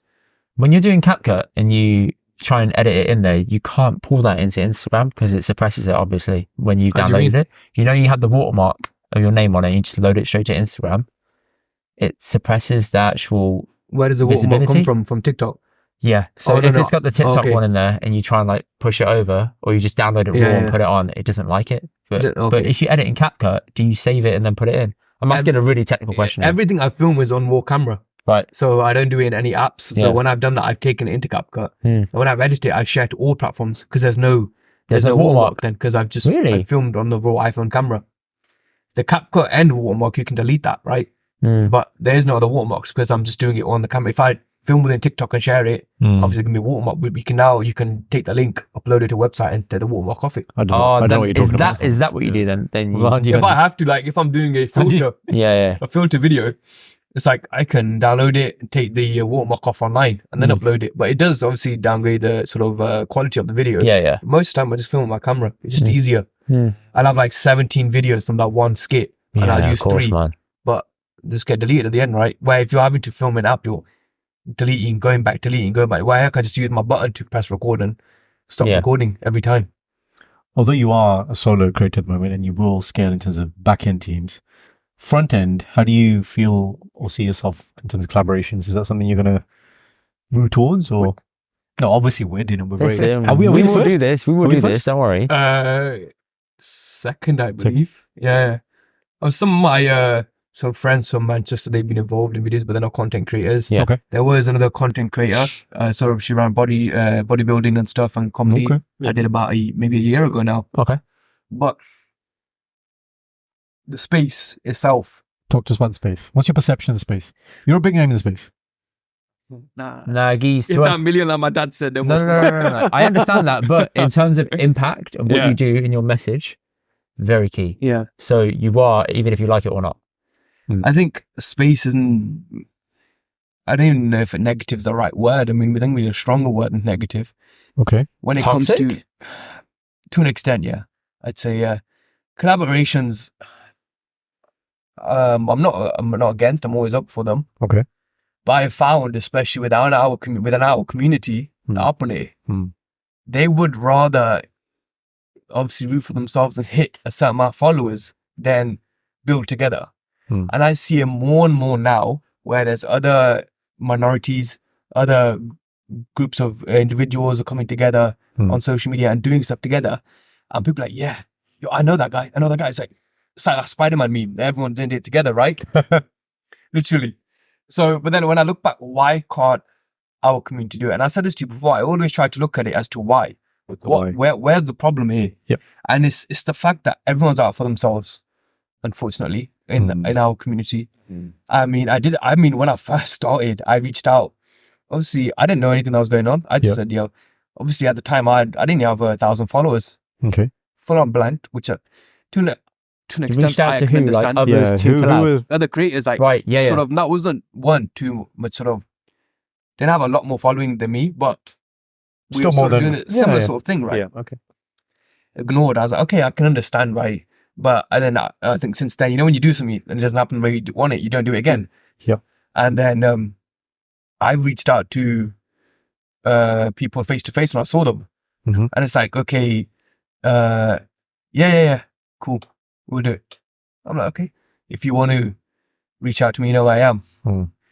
And like I said, if we go back to, I think everyone's out for themselves. Everyone wants to reach the 500k, the 1 million mark, and say, I did it by myself. It's me. I did all the work. And I'm like, okay, but what about if we did it together? Would you not see it as the same thing? Win-win. There's a particular group of Asians on the app, on TikTok right now. I see them constantly, 4 or 5 of them going together. They have the separate channels as well. Yeah, where they do their videos stuff together on their own channels together, right? That's great. I enjoyed that piece of content. It was good. Why can't we do something that Sidemen do? That's what I ask. Why can't we do that? Ego. I genuinely think it's the same, but go on that. It's very big in our community. In any aspect you think of. Yeah. And now it's brought into a space we didn't have 20 years ago. Yeah. Yeah. But it's carried over. It's carried over. That's interesting. That is interesting. So it's like, okay, why do I want your help? But it's not about help. I enjoy your content. You maybe enjoy mine. So why not do it together? Mutual reciprocation. Yeah. And I think it got to maybe 6-7 months ago. I was like, okay, look, I can't keep waiting for the opportunity to sort of get on the same mindset I'm on. Yeah. I've had opportunities with other people outside of Punjabis reach out, and I said, yeah, if I get the availability, I'm 100% down. Unfortunately, due to the nature of my work, I can't just pick up and leave. These guys are just full-on content creators. Right. So they have time, they're building in it. Yeah. I can't just do it. Yeah. So I've had the opportunities there, and I said, okay, this time and this day, tell me if you're available, we'll do it. I can't even get that far with Opportunity. Because of lack of professionalism. Wow. Yeah. It's like professionalism, ego, everything comes all into one bucket. It's like, do you reckon it's all about me, and less about the problem is together? As well, when they post online, they post about inclusivity. Oh, we're together, mental health. Doesn't that fuck you off? It's like you're saying this with one hand, but behind the scenes, I see you doing this. There's no substance to what they're saying. This is the thing I find. If on my Instagram especially, I post quotes. Sometimes I completely relate to them. Sometimes I don't, but I like the way the words have been articulated. And I feel like someone can relate to this, so let me share it. Yeah. And sometimes I post it myself just so I can rewatch it back, so I can get in my head that this is the way I need to be thinking, or this is something I need to consider while I do content creation. And these people just post, not think about what they're doing, but their art and their actions are completely different. Misaligned. Completely different. I'm just like, and I can understand, right? I'm not going to judge you. Your journey is your own. If you want to do that, that's completely fine. But why not just open up a bit? Open the gates. Be able to say, let's do this together. Let's go. Like, there's one creator, and I've just not had the chance. Sengh. And he's reached out to me. They're just back and forth trying to sort a date out. Yeah, so that's more of a logistical issue. Yeah, but the intentions are good. That's one out of, say, 100? Wow. So where do we go from there? I can write emails and reach out to him, but what are we going to get a response? Who knows? It's this concept of exclusive success. I'll tell you where it hit me, other businesses. When you go to a retail park, I've seen a McDonald's, a Burger King, and a KFC next to each other. I remember asking my dad when I was young, I was like, how do they all exist next to each other? And he's like, well, the market is just that big. Yeah. And they can happily coexist. One might have a bigger market share, but that's not the point. They're still making happily, but they coexist. You know what I mean? They're all making P, right? Yeah. No one's closing down. Yeah. And I'm like, if that level they can do it. Yeah. Oh, man, brand creators, we're small, man. Especially in the UK, there's a handful of us. Go to the likes of Canada, they all collab together. Kind of. No, but there are examples. I'd say, I wouldn't say 100% of them, but I'd say Katapa and Clara done stuff together. In the beginning, think back to AK Superwoman, Just Rain. Yeah. Everyone knew there was animosity between Just Rain and AK. Yeah. That was always there. But Humble the Poet did a video, Go Bargy, with all of them there. So I'm thinking there's a possibility there where someone can bring them together. There's a bit more of a snap towards AK in that. They've all separated. Just Rain's gone. Yeah. AK's been like the Is one. He gone? He's come back on Instagram. He's still going. Rain. Yeah, I saw If you that. listen to this, I love you. All of us do. I wouldn't be here without you. But it's a false dawn because he's done this before. So I'm like, I need to see you post something, then I know you're back. Yeah. But with AK, he kept things going and he supports other brown creators. Yeah, 100%. And I'm thinking, I respect you for that because you're actually trying to help others further progress. And that's really cool. He doesn't make many videos himself. He's more of like a consultant, I guess you could say. And he doesn't have the biggest following anymore either. He's just there coexisting, helping people along, being supportive, liking random videos of people that are smaller than him. He doesn't need to do that, but he knows it gives people a boost. Yeah. And I have mad respect for him. Yeah. In the UK, no, but it is in such a tiny scene, right? We can all benefit from, you know, leveraging each other's platforms. Let's call it. I agree. I mean, I've put it out there. I mean, I'm happy to, but again, if someone is to reach out, I would like to see sort of where their morals are, where there's a line. We'll have a line on when it comes to creation and content creation. Yeah, I would like to partner up with people, but I also have a thing where if you're doing a certain thing you're doing, that is completely fine. Yep. Do it. Yep. If I want to be a part of it, then I will sort of evaluate. So if you need, there has to be brand alignment. Yeah. I mean, if you go all the way back to the beginning where we spoke about people speaking negatively. Yeah. I think what they didn't understand was I have a line 100%. I know where my morals are. I know what I'm going to post and what I'm not going to post. They didn't know that. Yeah. They didn't know where my line was, but they don't need to know. They just need to view it. Yep. And same it comes down to like, if I know what I want to film and it's within my own line and my morals, and I'm fine by that. For someone else might not. Yep. And that's also okay. But collaborations may be a bit of a question mark. I don't see a lot in our community. We're all somewhat on the same boat. We're just big picture. Yeah, kind of thing. In fairness, as you said, like way before we had this podcast happening, you spoke to me on the phone and you said you liked our message and you liked what we were doing, and it was in line with what you were going for with your kind of message as well. Yeah. It's not over the top, really funny. It's not over the top serious. It's just a nice middle. And the fact that you said that to me and Doctor meant a lot because we're thinking, oh, you actually think that about us. We don't go into it being disingenuous. It's hard to self-evaluate yourself. We can't evaluate that, but for you to say that about us means a lot because we're like, specifically as a creator. It's fine what your friends and family tell you. Yeah. Oh, this guys are great or whatever. Oh, this is crap, whatever. But from a person who understands the process, that feedback is invaluable. No, I agree. And then honestly, like I said on the phone, it's noticing that is like, it just makes you feel so much better. Like there are people wanting sort of similar mindset and goals as you. It's like this collaboration now. Yeah. It's a pretty big one from what I've done. I've said I've collaborated with one other person. It's not as big, but as we go up, we scale up. And then as we grow, we sort of meet up with other people. Like I've been to events where there's no opening there. I'm the only Sikh. I'm like, oh wow. Events as in content space. Yeah. That's big. I'm the only Sikh. I'm like, okay, this is interesting. Yeah. And I'm seen as a Sikh, a normal person. I'm not seen as an outsider. Yep. I'm treated as a content creator. Instead of being treated as a lesser one because you're a minority, which is nice. And or even a lesser one, even within our own community. So it's like, I don't get that there. So why am I getting it here? We talk about instances in school where we're being sort of bullied about race and all that. But when we're looking at our own communities, what we're doing to ourselves, it's not obviously racism bullying, but it's a bullying of some kind where you go over there. You go over, You can't play here, stuff like that. And again, why? Jealousy. Yeah. I do think that there's a fear around audience capture, where people are thinking, well, you're going to take my audience because you do things better. There's a bit of insecurity there. I mean, if you're looking at 6-7 figures on followers, like, it's no here or there, is it really? It's like, I think we lose sort of sight of what the goal is. You're just creating content to make people laugh. Maybe you want it as a job. Maybe you want bigger collaborations, sponsorships, and paid clubs. That's completely fine. But the end goal is still creating content. If you're creating content in the back of your head, it's like, I don't like that guy. Screw that guy. I'm doing it out of like sort of growth and animosity. Yeah.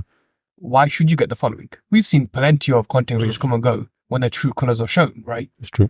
But why sort of sugarcoat it with a funny video or a nice piece of content when you're really not a nice person? That's truly what it boils down to, especially within our own community. Do you ever think that we're all being caricatures of the previous content creators that came before us, like AK, Just Rain? Are we just offshoots and mini babies of them all with the message that we put out? Because I don't think so. I struggle with this a lot. Yeah. With the stuff that me and Garen say. I've sat with Bundan and we've tried to make things into reels, and we have a really good bit. And I'm like, that is just what AK and Just Rain have said. I don't want to put that out. Yeah. He has this big thing about authenticity and originality. Yeah. Even before it gets to real stage, but I'll be like, Indy, let's talk about this. Nope, it's been talked about. Nope, we've said it. He said it. I was like, it's been said. I don't want to redo it unless we have a very different take. I get that. I get it. But I think most of our ideas are unique. Like the reason why we relate to content is because we all think the same. When we were kids, we all looked at the window and the rain trickling down. Who's going to win in a race? Yeah. We all had the same thought. It's happening now. So it's like... It is. I'll put a 10 on that one. We don't bet. No, we don't do that. We don't do that. So it's like, it's a completely different platform now. It's like, we all share sort of the same childhood, the same shows, the same sochni, right? But, so go ahead. Just on that point, how do you feel about tarkali bean? What do you mean? You know, puchla to. What? Puchla? Alright, take the mic off and do it done for the day. What's going on here? I saw your video actually as well about this. Yes. What do you mean? Your bibi didn't make them for you like when you were super young. Listen, don't talk bad about my bibi, man. A little salt and vinegar crisp packet on the side and some cut up cucumber. No, it wasn't that. It was basically, I just didn't like it. Genuinely, I didn't like it. Way. I was a really fussy eater as a kid. Yeah. And then I've just got this bad feeling whenever I see it. I'm like, oh. Because I was force-fed it as well as a kid. Yeah, no, I'm going home tonight. I'm having it. My mom's going to watch this. She'll be like, that's why you asked for Tarkali at me.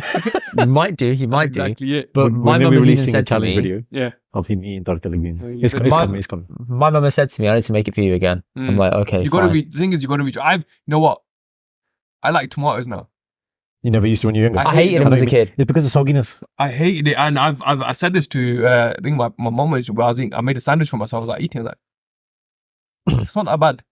And she's like, I'd always told you this. I was like, yeah, but there must have been one instance where I disliked it. Cherry tomato or salad tomato? No, that's not good. Cherry tomato. No, cherry tomato is weird. Too posh. Right. No, but okay, but within the big boys, there's two ways. You have the tomato and you scoop out the juicy bit. Yeah. And you shove that shell, which is basically like a dry thing. And it's not going to make your bread soggy. Yeah. Or you keep the bits. You keep it all. You got to keep it all. You like it all. I hated it when I was younger. I was like, oh, this is not nice in my mouth. So, but then now it's like, I've tried it again. I was like, it's not too bad. But I don't have it a lot. I do have it now and again. I had it yesterday in my salad. I think that was nice. It's hot for you. I need to consider. There's nothing you consider. What do you mean there's nothing to consider? Stop doing portegan. We'll try it tonight. We can do. Yeah. We can do. I'll consider. I'm sure they do it. We interrupted your train of thought though, with you were saying... What was you saying? It's what tarkali beans. No. You hopped in. There was a reason. Caricatures. Yeah, offshoots. Originality. All of us being offshoots in original. So the ability to relate to. Relatable, growing up. That's what you're talking about. Yeah. So it's like when we're growing up, right, and we had the same sort of train of thought. It's like, yeah, that person did create a video then, but he created it. I related to it, but it's because I also had the same experience. Someone might go and watch that content that was made 10 years ago. They might not, but they might not want to click on a 16-minute YouTube video, but they might watch a 30-second skit. I think the form of content now has changed drastically. Like you can create content on YouTube, but how are we keeping those viewers enticed? If it's not a day in the life, if it's not like an expensive sort of challenge video, you're not going to keep them in sort of engagement's not going to be in there, right? Yeah. So when it comes to the shooting off on the bigger creators back then, we're the same. We all think the same. We do the same. But creating a skit, which is, I've used some famous audios from those videos. Yeah, as you said. But I've ripped it. I've not changed it. Yeah. But then there's sometimes where I've used it in my skit because it's completely relatable. I'm incapable of getting 15 people together and shout at each other like they did in that video. I was lucky it was there, right? Yeah. But I had a spin on it. Yeah. So it's like it's still unique, but it's still the same. By adding your value, which is spin. Which I guess is what we have to do going forward, because majority of my stuff, especially which is aimed at the Punjabi community, is relatable because we've all gone through it. Being like beaten by your parents, right? And then like them like having a chit chat afterwards and coming, are you okay? It's like, yeah, that we've all had that to a certain extent. I talk about my dad weekly on the pod. So yeah, it's true. Like it's the same with when they're shouting up the stairs, like, and they don't answer. It's like, straight up. We've all been there. Yeah. Or they, bro, you know what's trying to kill me? Oh yeah. That's so good. I'm glad you mentioned that because I had not watched Sardar's video on it. Right. Okay. Honestly, I had not seen it. Yeah. And this thing used to happen. It still happened because I went out with a friend. I was like, "Oh, you home now?"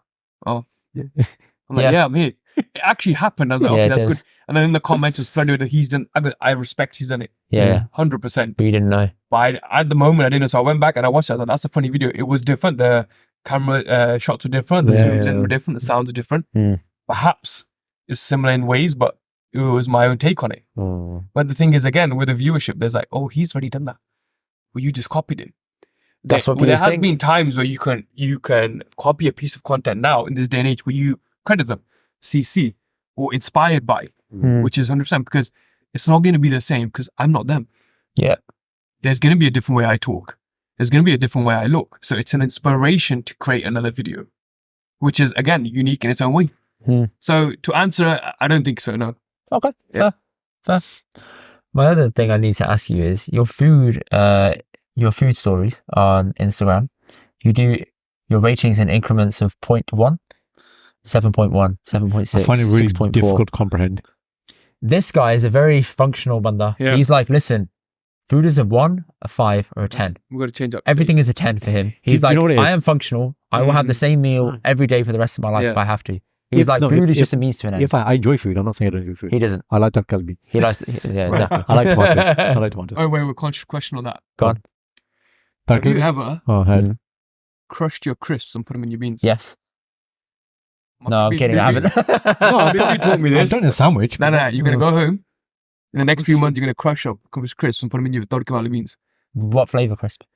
It has to be something strong. Salt and vinegar. Salt and vinegar. I don't know why my baby did it. So then you have it on the toast? No. No, but you have the beans mixed in. Yeah, but then what you have the beans with? Is it like relish? Yeah. Is it like relish? What? Like the crisps on top? Do you add it? No, you mix it in. Oh, and cook it? No. Once it's cooked, your beans are in a plate. Your beans in the collie and you just sprinkle it on top like salt bay. Finish your bread. Salt bay. Yeah. It's like a second meal in itself. Got it. Don't know why my baby did it. Don't ask me. She did it. And now we all do it in our family. And it's like the thing.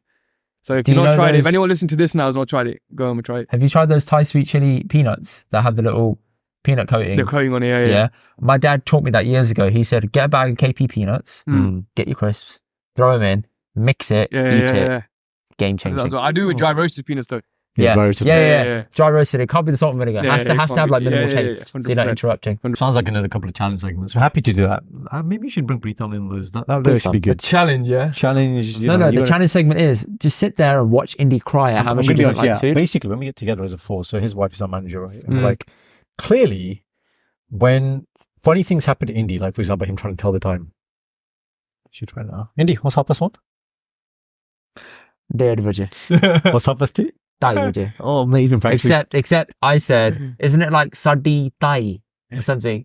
And he's sitting there crying like, Sadi Tai. My Tai is the time. My Tai.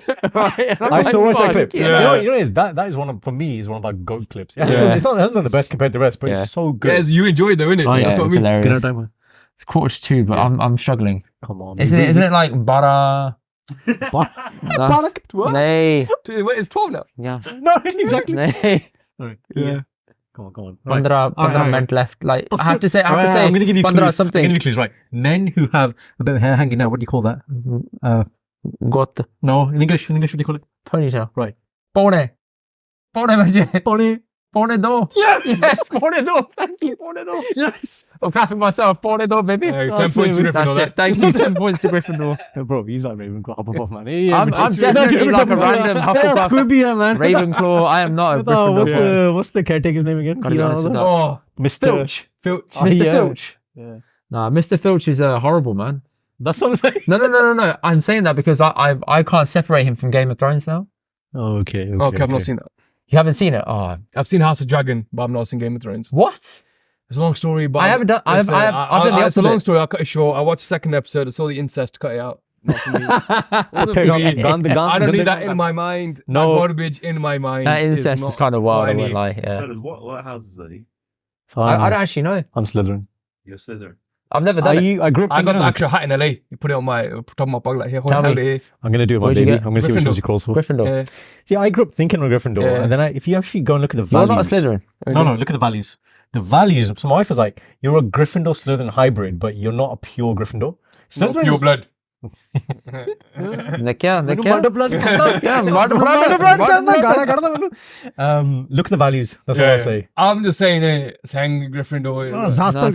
Everything's perfect. Yeah, you pull the sword out. Yeah, that's it. It's sorted, man. You reckon? I don't know what Hufflepuff I don't know what Hufflepuff and Ravenclaw That's are. what I mean. No one knows. No one It's knows. so ambiguous. There's a few good But then people. help out. No idea. See? I can tell you what you Oh, no, want. nahi pata. Oh, no, There actually is a hat in Good. Warner Bros. LA. Sorting her. Yeah, when I went in Okay. 2015, Okay. he's like, they hold it on top. And it's like, they just a whole guessing thing in it. Yes. I'm like that, not Slytherin. And I got Gryffindor. I'm gonna actually brought his YouTube because you guys are fans, right? I don't know about you, but there's a point where I actually had a lot of affinity for Voldemort as well. Have you ever felt that? Like, I'm with your friends where I'd be like, He's biting his lips so hard right now. I'm the Dark Lord. I'm the Have Dark you not Lord. seen my skits? They're mostly Voldemort. I was like, I am him. He is me. There you go. You know what it is as well? It's like, he just gives up that great villain arc. Like, I went to see him. Ralph Fiennes. I was second row. Yeah. Harold Pint Theatre. He obviously wasn't nothing to do with Harry Potter. yeah. But I was there and he came out and I was like, just like Harry. I was like, I'm gonna whisper it, he might hear it. And I was like, Voldemort's here, man. I'm gonna vote that like he's got that face, man. Yeah, yeah. No, it's so scary. It's like the eyes and The everything. man, I was like, this is Yeah. scary. Yeah. You're gonna love this, but No. watch what I got coming. I will. Has Oh, to So be. this isn't being released before Christmas, is it? Obviously. No, this is So probably you're gonna released in see the for year. my sister's birthday. She'll know by then. Yeah. We're doing a dress up for Harry Potter. Is She it? has no idea. The theme, be that's the class. Yeah, thing. That's Guess gonna who be I am? class. Voldy. I'm not saying. I like it, man. You'll have to see. No, I like it, I like it. That's a Okay, good. that's That's a video. Have you Say, Voldy. Yeah. Harry Potter. Harry Potter. Sorry, sec. Yeah. Sorry, sec. Ronald? Harry Potter. Harry Potter. Harry Potter. That Harry one Potter. and Harry the Potter. Scottish Hagrid. You're a wizard, Harry. You're what? You're a wizard. You see that one? That was brilliant. It's like a Minecraft background as well. Brilliant, man. Brilliant. Oh, But to answer your question, no the point reason why I do it in 1.1. increments, if you think about it, right? Logic. If you think about it, Cha. if you have something to eat, right, Panji. and it's not, it's you can't pick 7. 7's out. Yeah, 3 and 7. Doesn't So mean 3 and anything. 7 out, right? Doesn't mean So- anything, yeah, okay. Something can be near enough sort of a 7-ish, but it's still a 6. So therefore, it's 6.5 and below. But say, for instance, when I go to the higher numbers, 8 to 10, I've had a lot of food, right? And it's not hit a 9 for me, but it's not hit the 8 mark. Okay, Therefore, it's 8.5. Not even 8.5, 8.4 maybe. See, that, I don't- Lower end. See, calibration. I calibration. don't like do 0.5s a lot. I can't understand it. 0.5s, give it that. You can't decide. Rarely have I had 10s. I've had a few 10s. But- Give us a benchmark. 10 is example. Mainstream, we would have had. If you say tarka beans right now. You want to have loaded nachos with vegan beef. Kate. You want to make that.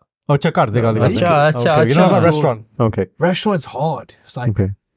The fact you've not been to a restaurant and had a 10. you know what? That's wild. I've been to a few. It's been a 10, and I've been back and it's not a 10, which is why I've not said it. Ooh. Like I went to Awi in vegan burger place in London. First time I had it. Awi. Yeah. It's not consistent, basically. It was 10 out of 10, banging. I even put a picture on the story. They used that picture on their own page. I'm like, yo, okay. I wasn't even a creator then. I was like, I'm bun down the street. And I was a 10 out of 10 burger. Right. Like vegan fried chicken, the loaded fries. This is beautiful. Right. I went back about 6 months later and I was like, okay, this is probably a 6 out of 10.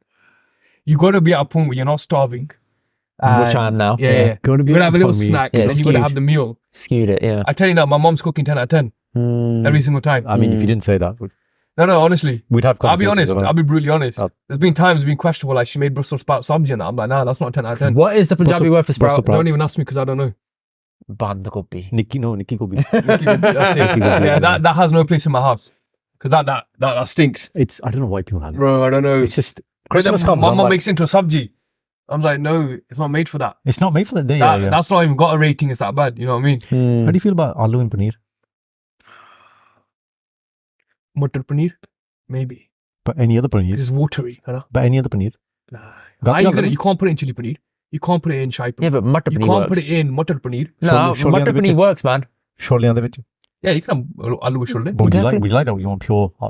You gotta have it. You gotta have a bit of variety in the like the texture in it. Too much. See what I sholle mean, then. Karan? You can't just have loads of chickpeas. Palak paneer or aloo palak. I gotta go with the paneer in it. Paneer's the winner all day. Thank you. Paneer always aloo, wins, isn't aloo it? is It's a mad. poor man's Hmm. paneer. He got Low key, But vegetarian there is like pizzas. Bombay Aloo if you go to a good veggie restaurant. They yeah, slap okay. But different. no, but that's fine. That's an aloo Go based to Merchant dish. Road in Leicester, you get good Bombay Aloo. Trust me. Bro, what I'm saying is when you like, say you're watching the TV, okay? You're watching Yeah. Liverpool play, okay? Yeah, Right, so you're fixated. Yeah. Right. You're having your paneer. yeah. It's when you get the aloo pretending to be the paneer. Oh, You're deceived, right? but Muh to I've pale and never you're like, had contact. butter paneer without looking at it. Yeah, because you have Because to you've got to focus. get, I tell you, the 30, get 1 PO2, Yeah. half a paneer. Ratio. See, he He's understands right. No, he he's right. understands ratios. Methodical. Yeah. I like But I that. never eat Has to be it without consistent. looking at it. Everything else, chili paneer, if I was to go for my sort of standard like menu, chili paneer chips can't go wrong. Masala chips in it. Naan. Yeah. Naan? Masala chips. Naan? Depends how much paneer I get. If You not don't enough have paneer, naan. You just have it cut no, like... chili paneer is a side, isn't it? So it's not Ah, a you meal. get it made as a main. Yeah, you get it as a main, you can as well. Yeah. Like I said to my brother, if I ever get married, innit, I'm gonna be chili paneer chips. If I get married or when I get married? Let's put if on there. Yeah. Well, now we're on the topic. It's the last question I wanted to ask. The last My question favorite is topic. Bound chicken. when you made a reel over summer, Yeah. you put a reel out about going to parties, and you Yeah. basically are asking in it. You're being asked by everyone else. You haven't met someone. It's going to be your turn next. How do you feel and how do you deal with that now? Because you obviously seen by many as to be of age. Where it's like, yeah, it's time. They're not time. time, Yeah. What is the age? Yeah. That video came off the back of obviously attending about 6-7 weddings this year. Okay. Few of them with all my close friends. The few that I consider friends and that, you know what I mean? So they got married. 3 people? Only one left. No, wow. Single. And I was there, and obviously they're similar ages. I'm getting the question from extended family or extended people in the sort of community, like, oh, it's like, have you not found anyone? How are you not looking? Are you not married? What are you doing? So the statements, some questions. Yeah, it's what are they? They're all negative, though, aren't they? There's all this negativity around the way they say it. Why have you not found it? You're getting older, and I feel like this stems from now my great grandfather. I'm so glad, right? I was here for 20 years on the earth with him.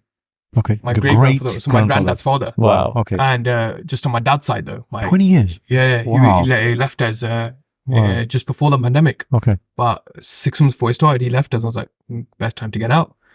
And in hindsight, fair play. and they came off the back of the partition, right? Okay. 47. Yeah. Just a few years they came and they set up, had their kids quick because they realized we need to carry this on. Yep. This lineage, we need to carry on. We need to carry this family on, Yep. get more kids, right? Which I respect and I completely understand. Obviously, my grandparents, same sort to me. Yep. Because their parents thought the same. They're thinking, okay, anything could happen. We need to get the kids out. Need to get married, get kids. Completely understandable. And that's trickled down into our generation and our parents. They kind of thought it where, okay, I was married here, I had kids here. You need to do it so we can carry this on. And obviously we still need to carry this on, but it's like the sort needs to change a bit, right? It's like you don't need to have someone by this age, a partner. You don't need to have kids by this age. You don't need to have a house by this age. You need to be sort of going through the motions. And also, off the back of all those relationships I mentioned, the thing about them was they didn't get to know each other because they were so sort of prepared to create a family, create a house, get them to get jobs, education, etc. Yep. There wasn't much to which I completely understand. Like we mentioned, it was a hard time. Means to an end. Yeah. So that's trickled into the generations of the elders now. And it's still there with our grandparents' stuff. And then it's like, okay, you need to do it now. What are you doing? Like, this is the time that we had. You need to be doing the same. But the times aren't. We're not in those times right now. So if you've just articulated really well what was the societal expectation, pressures, need. What is it now? What do we live in? They're trying to break away from it because if you look at couples now, especially my friends or people who have got married by my age, they take time to get to know each other. They travel. Yeah. They get to understand the person. I definitely advocate for that. Yeah. Get to understand the person because also the problem with our society is they think marrying off the person fixes them. Yeah. Which is a massive issue. Part in the itself. issue. Yeah. But you have to be fixed before you can get married. Yeah. So now it's like they're getting to know each other. They're building a foundation. Yes. And then having kids and so on and so forth, which I guess they didn't get the chance to have that before because of the pressures on what we were living in. But now it's slightly different. That's how I guess we're sort of breaking that cycle. We're not having to quickly do this, and this, which I mentioned in the video. It's not a task-based thing. It's not a tick box exercise. Yeah. if you start, I'd say the part of the caveat to that is you have to start a little bit younger if you want to allow for that. Yeah, 100%. So I'm very lucky. I'm in a position now where I've just had my first child, but that's after 13 years of not being married, knowing each other. Extended period of testing, extended period of getting to know each other. Yeah. And this idea that people say, you never know, it's never a good time to have a baby. I'd say actually, I'm very privileged to say that this felt really, really right. Yeah. But lucky that we met in uni. Very, very lucky that we met in uni. In uni, back in the day. Back Sikh in the Soc. day, original. Oh, is it? She was I know a few people on that. She was running for VP. I wanted to impress her, so I ran for VP. Oh, yeah. Smashed it. She got intimidated. Didn't talk to me for like a while. Okay. Because I got the position. He did the toxic brown boy thing, which is, I'm going to make you look bad, and then you're going to want me. No, I'm going to impress you. I'm going to impress you. Yeah. Obviously did this a while, but my society, my committee wasn't very good. Yeah. She got it the next year, had an amazing committee. And then the final year I was in uni, they said to me, they go, you become president and we'll all stay on. Yeah. And, and run, that's a name, I can't name that. But I was lucky. That doesn't always happen.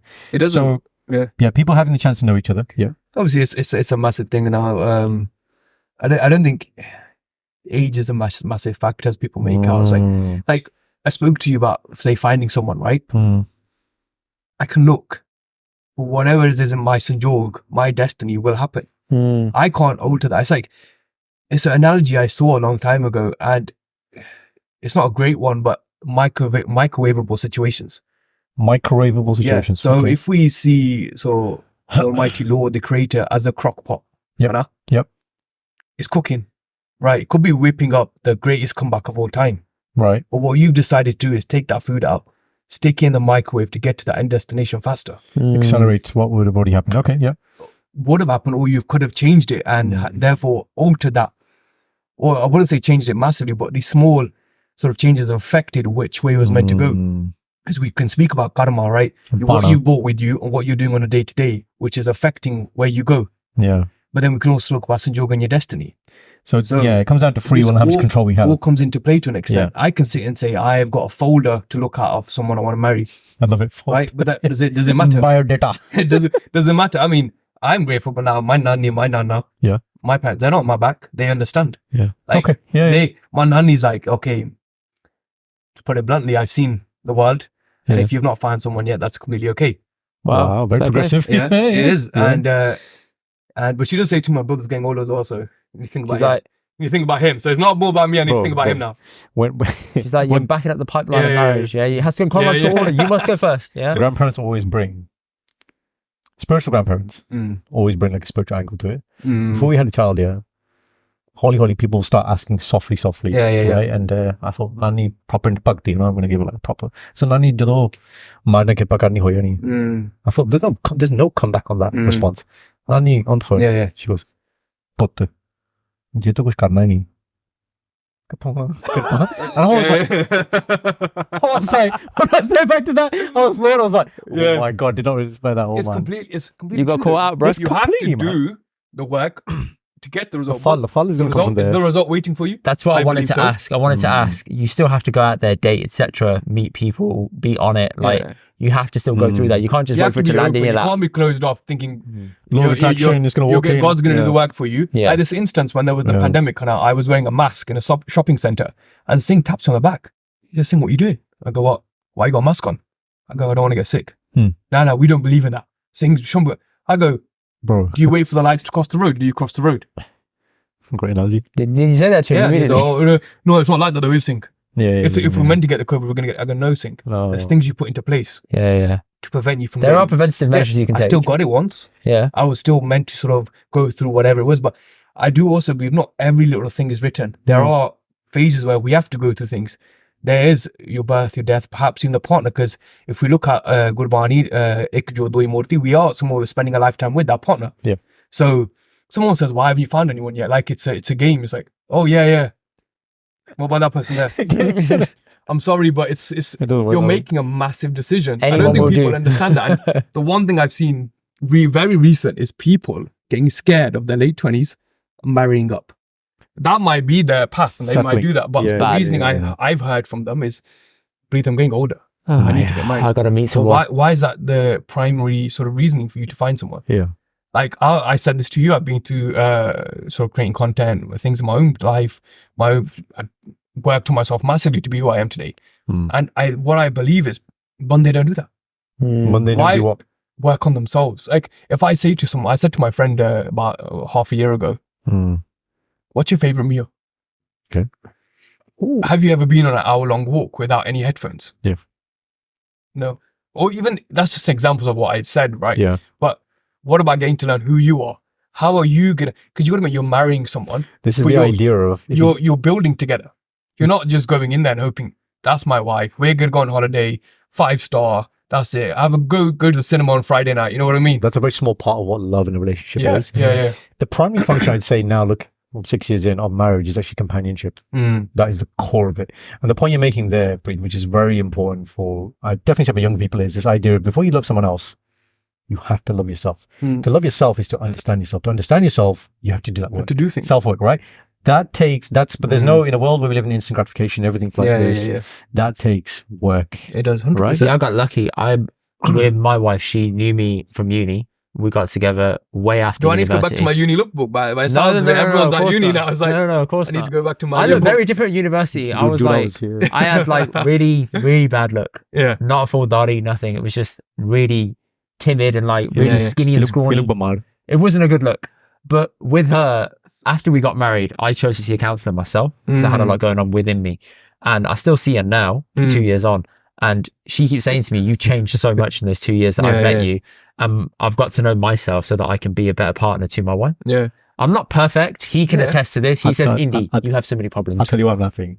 It's only very recently, maybe a month. I was with his wife, Sanj, and I said, Sanj, I've just thought he probably goes to his counselling sessions and talks about you and me ganging up on him, man. I was like, I've never thought about it. He probably does. And he was like, yeah, you've come up once or twice. The reason I'm like this is because of them. Yeah.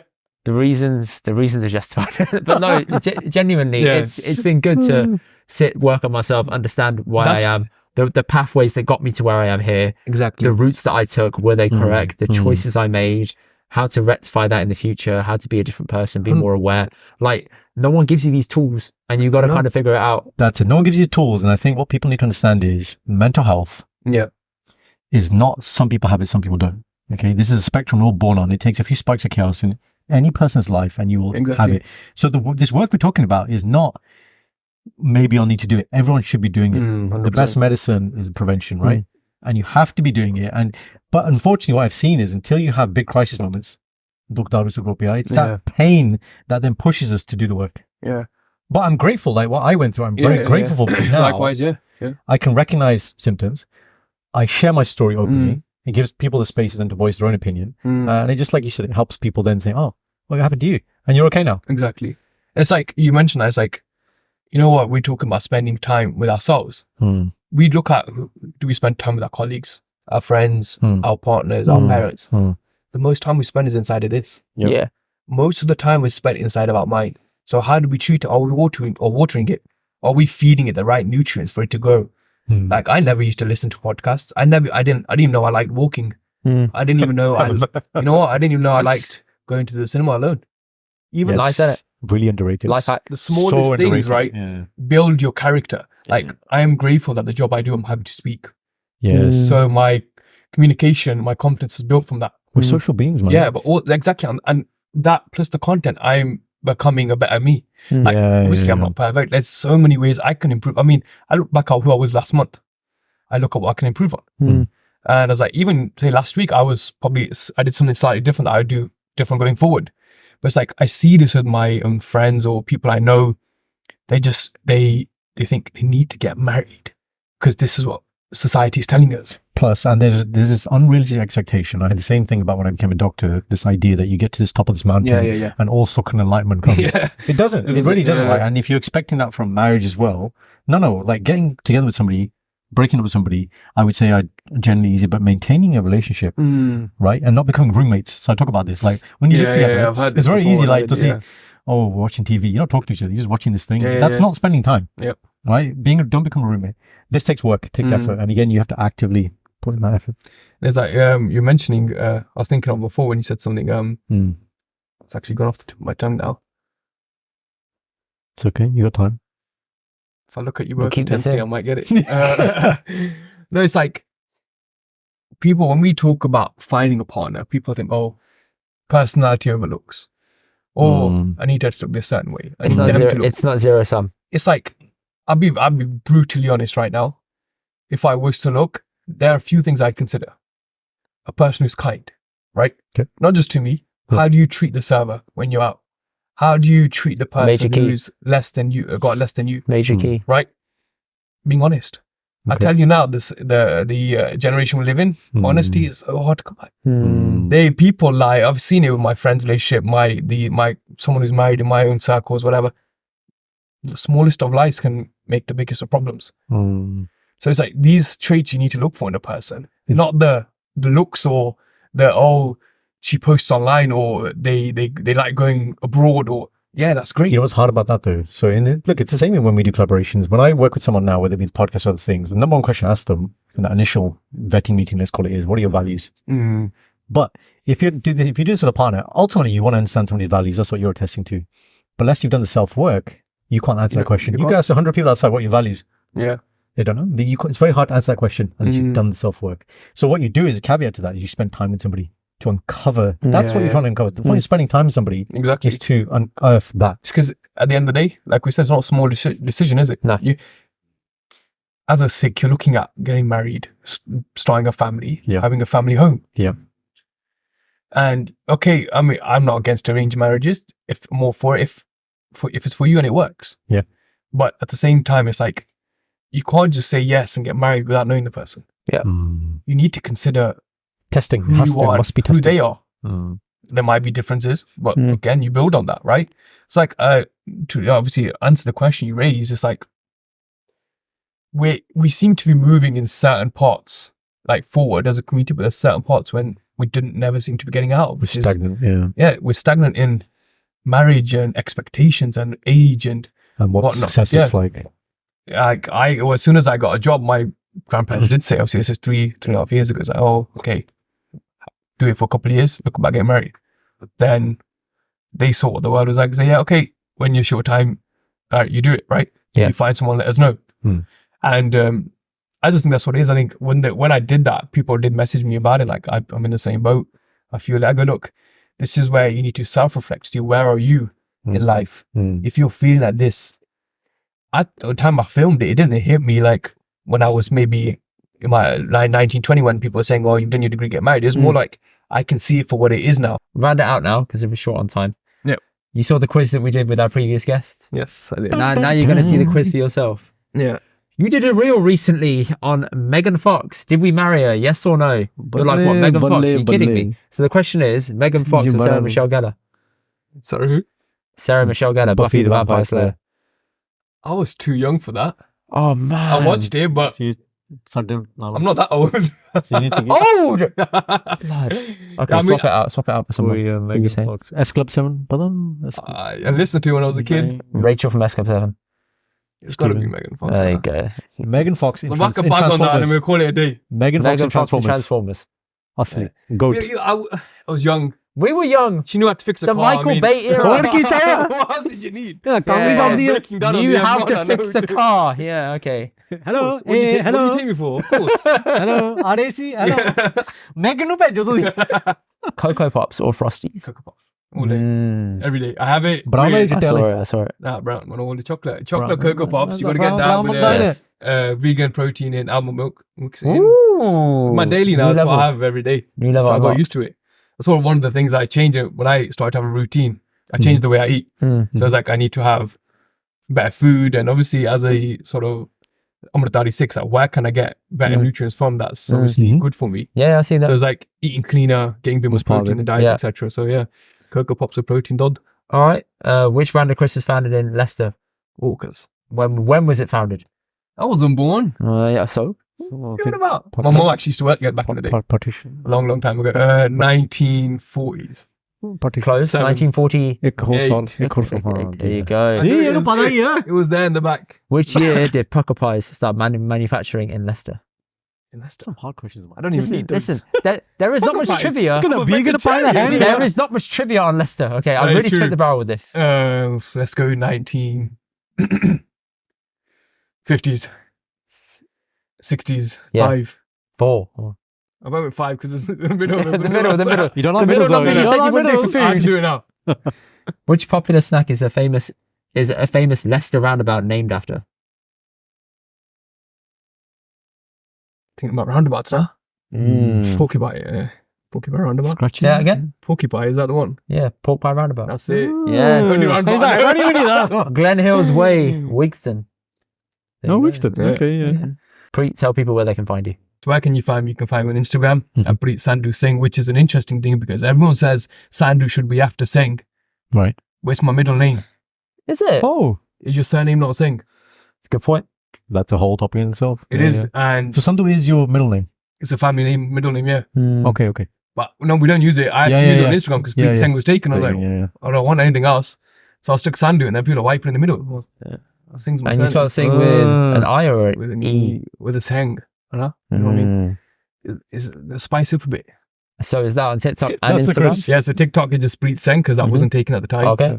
And then YouTube is also Preet Singh, which wasn't taken. And Snapchat was also Preet Singh, which I've started to upload to now. Nice. As they have this spotlight version of Reels and TikTok now, which is pretty good. Interesting. And yeah, I feel like that is less sort of having to sort of polish what you upload to your stories compared to Instagram. More Now I real. can post my Cocoa Pops and my protein and like the tube and whatever and it's not having to be to a certain standard of Instagram. It's like, that's just my day. It So can just be quick. if you want to see what I do in my day, I'll be on Snapchat under Preet Singh. Preet, thank you so much for coming, bro. Thank you, pleasure. lads. It's Been been a a great pleasure. 2 hours and I've thoroughly enjoyed it. And I let's hope you go get the get- good angles in, the good edits, not my... Mate, promise you will. Promise you will. That's great. And we'll get some good food. People, Yeah. thank you so much. Check us out and we'll see you in a bit. Peace. Thank you guys for watching. Check out the rest of our episodes here and don't forget to subscribe here. We'll see you guys on the next one.